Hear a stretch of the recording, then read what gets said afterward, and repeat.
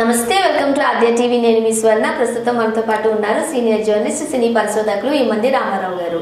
నమస్తే అండి. నమస్తే రామారావు గారు.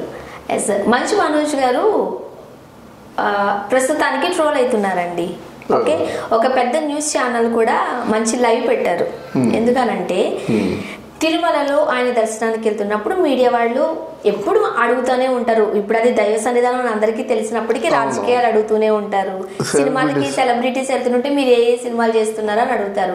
అలానే మంచు మనోజ్ విషయంలో ఒక క్లారిటీ లేకపోయేసరికి అసలు ఏం జరుగుతుందని ఒక మాట అడిగారు. సెగ్గడేసింది, వచ్చి గోక్కోండి, ఇట్లాంటి మాటలు కాస్త దురుసు మాటలని అనుకోవచ్చు. మీరేం చెప్తారు? అది దైవ సన్నిధానంలో అంత వ్యంగ్యంగా మాట్లాడవలసిన అవసరం ఏమొచ్చింది కదా? అంతే కదా. ఆ దేవుడు అనేవాడు కళ్ళకు కనిపించగా కళ్ళు మూసుకుపోయి మాటలకి అవి ఎవరు హర్షించరు. అనుకుంటాం ఏదో మన మాట చెల్లిపోయింది అనుకుంటాం, కానీ ఆ మాటకి తప్పకుండా బదులు వస్తుంది ఒక రోజున. ఏమైనా సరే ఆయన మంచు మనోజ్ ఇట్లాంటి మాటలు మాట్లాడడం హర్షించకూడదు. తన తప్పు తను తెలుసుకోవాలి. ఓకే, ముఖ్యంగా ఎప్పుడైతే మంచు మనోజ్ ఇట్లా మాట్లాడేశారో మొన్నటి వరకు ఒక సింపతి ఉంది. మనోజ్ అంటే రైట్, చాలా మంచి వ్యక్తి, ఇంత తొందరపడి మాట్లాడు, విష్ణు అయితే తొందరపడి మాట్లాడతాడు అంటూ. బట్ ఇప్పుడు మంచు మనోజ్ కూడా ఏం తక్కువ కాదు, మరోసారి తన నోటి దురుసుని చూపించుకున్నాడు అనేసి వ్యాఖ్యలుస్తున్నాయి. ఏమంటారు? అది కరెక్టేనమ్మా. ఎందుకంటే ఆయన అంతకుముందు ఆయన కేర్ ఆఫ్ అడ్రస్ ఏమి ఉండేది కాదు. ఇప్పుడు అలా కాకుండా మరి భూమా నాగిరెడ్డి గారు, భూమా శోభా నాగిరెడ్డి గారు వీళ్ళందరూ ఆ తాలూకు వంశం తాలూకు అమ్మాయిని పెళ్లి చేసుకున్నాడంటే కొన్ని వేల కోట్ల రూపాయల ప్రాపర్టీకి అధిపతి ఏంటంటే కొంచెం కళ్ళు నెత్తి మీదకి వస్తాయి. అంటే కళ్ళు నెత్తి మీదకి వచ్చి మాట్లాడతారన్నమాట. ఇంతవరకు మనం ఎన్నిసార్లు సమర్థించాము మంచు మనోజ్ని? ఏ విషయంలో కూడా సమర్థించామన్నమాట. మంచు మనోజ్ తెలుగుగా ఆలోచిస్తాడు. మంచు మనోజ్ చాలా మంచి పని చేశాడు. ఆ బిడ్డను తీసుకోవడం కూడా చాలా మంచి పని. ఆ తండ్రికి కాళ్ళ నమస్కారం చేయడం కూడా చాలా మంచి పని. ఆవిడ కూడా మౌనికారెడ్డి కూడా చాలా మంచి మనోజ్ తగ్గట్టుగా ఉందని ఇదంతా కూడా ఆయన్నే సమర్థించాం. కానీ ఈ మాట విన్న తర్వాత మనకి అందులో జోక్యం చేసుకోవాలంటేనే అసహ్యంగా ఉంది.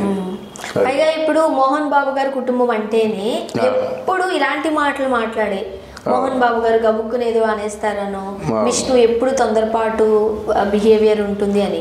బట్ ఆ ఫ్యామిలీలో మనోజ్ ఎంతవరకు నోరు విప్పడు అని అనుకున్నాము.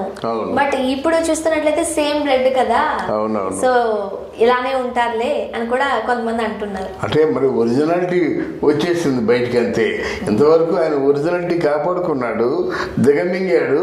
కానీ ఇప్పుడు ఏంటంటే మరి బాగానే ఉంది, అంత ఉత్సాహంగా ఫంక్షన్లు, విందులు, వేడుకలు, ఆ తీర్థయాత్రలు అన్నీ బాగానే ఉన్నాయి. అప్పుడు లోపల మనిషి బయటకు వచ్చాడన్నమాట.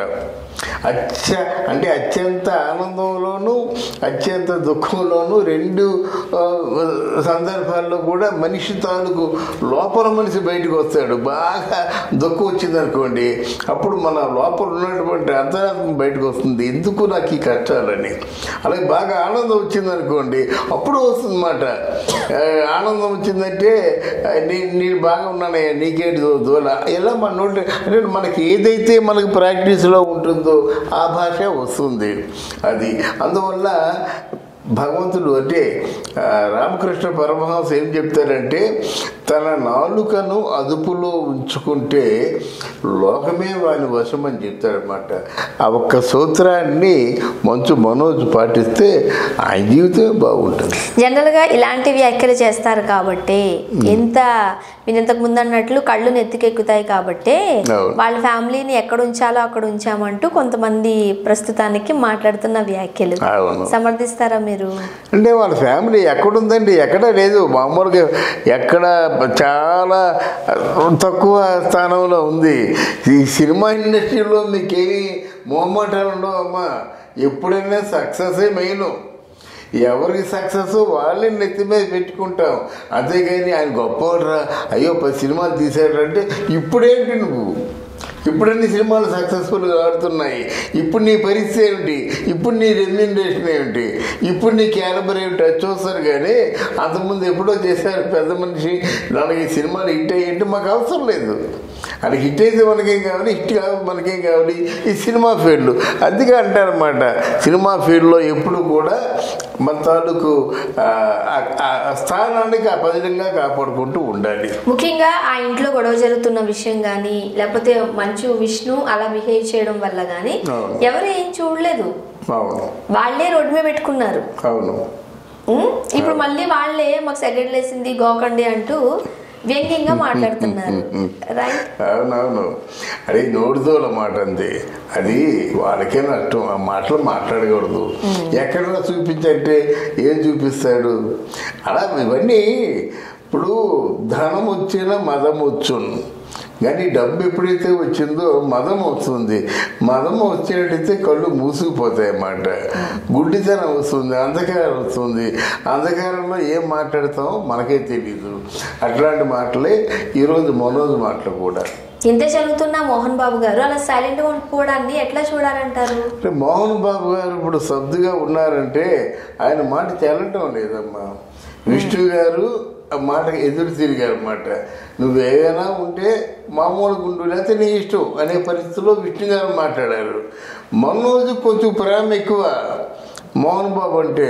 ఎందుకు డాడీ మనం తిరుపతి వెళ్ళిపోదాం, లేకపోతే ఆలగడ్డ పోదాం, నంద్యాల పోదాం, హ్యాపీగా రెస్ట్ తీసుకోండి అని ఏదో మాట్లాడుతున్నాడు. కానీ మోహన్ బాబు పిల్లల్ని ఎదిరించలేడు కదా, పిల్లల్ని ఎదిరించి మాట్లాడలేడు. ఎందుకంటే వయసు అయిపోతుంది కదా. అందువల్ల ఎవరు కూడా ఒక 70 సంవత్సరాలు వచ్చిన తర్వాత పిల్లల్ని ఇంకేం మాట్లాడతారు? నాయన ఇలా చేయడం ధర్మం, మరి చేయకపోతే మీ కర్మం అంటారు తప్ప అంతకంటే ఏం మాట్లాడలేరమ్మా వయసు అయిపోయిన తర్వాత. తిరుపతిలో ఒక ప్రైవేట్ హాస్పిటల్ కి సంబంధించిన కార్యక్రమాల్లో పాల్గొన్నప్పుడు మోహన్ బాబు గారు కూడా అదే విలేకరులు అడిగారు, ఏంటండి మీ ఇద్దరు పిల్లల మధ్య గొడవలు అని. జనరల్ గా సెలబ్రిటీస్ అంటే అడుగుతారు కదా, నీ భార్యకి నీకు ఏంటి సంబంధం చెప్పగలవా? సో మీరు విజ్ఞులు, మీరు ఇలా అనకూడదు అడగకూడదు అన్నట్టుగా మాట్లాడారు. అంటే వాళ్ళ కుటుంబంలో ఏం జరుగుతుంది అనేది ఎవరో కెమెరా పెట్టి తీసిందైతే కాదు. వాళ్ళే కెమెరా పెట్టుకుని ఇది మా ఇంటి పరిస్థితి అని రోడ్డుకి ఎక్కారు, రచ్చకెక్కారు. మళ్ళీ వాళ్ళే మీరు మమ్మల్ని అడగకూడదు అంటున్నారు. అలాంటప్పుడు అడగాలనే కదా నువ్వు పెట్టావు, ఇప్పుడు అడగకూడదు అంటే ఎలా చూడాలి? అది వాళ్ళ అదికి తెలియదు అట్లా అంటారన్నమాట. లేకపోతే ఏమిటి, జరగవలసిన గొడవ అంతా జరిగి నోటుకు వచ్చినట్టు తిట్టుకొని సాయంత్రం తినేసి మళ్ళీ ఇదంతా సినిమా అని చెప్పేసి ఎవరిని పిచ్చోళ్ళు చేస్తారు వాళ్ళు, ఎవరు పిచ్చోళ్ళు అవుతారు. కనుక మోహన్ బాబుతో సైతం అందరూ కూడా వాళ్ళు ఎంజాయ్ అంటే జనాల్ని ఫూల్ చేసి వాళ్ళు ఎంజాయ్ చేసే రకాలన్నమాట. అంతకంటే ఇంకేం లేదు. ఇప్పటికే ఇండస్ట్రీలో లేకపోతే రాజకీయ పరంగా చాలా వెనుకబడి ఉన్నారు వాళ్ళు. ఇదే బిహేవియర్ తో ముందుకు వెళితే వీళ్ళ రాజకీయ ప్రస్థానం కావచ్చు, లేకపోతే సినిమాల పరంగా కావచ్చు, ఎలా ముందుకెళ్తారు అని ఇవన్నీ ఫ్యాన్స్ చూడరా, గమనించరా? అవును, డెఫినెట్ గా గమనిస్తారమ్మా. ఇక్కడ ఏంటంటే ఇప్పుడు మౌనికారెడ్డి మనోజ్తో ఈక్వల్ కాదు కదా.